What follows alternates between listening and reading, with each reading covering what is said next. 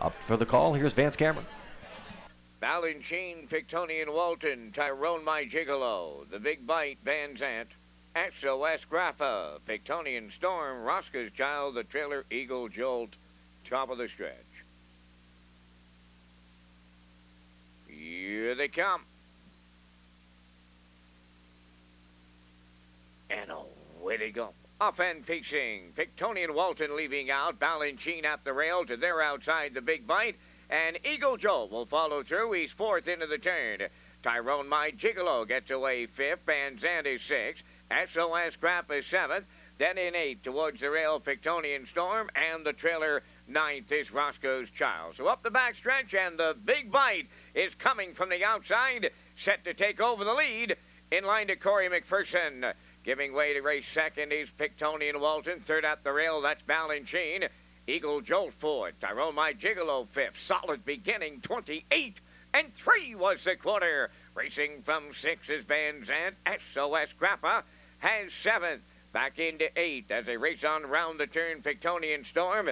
And Roscoe's Child is 9th. So they're coming down the lane towards the half mile.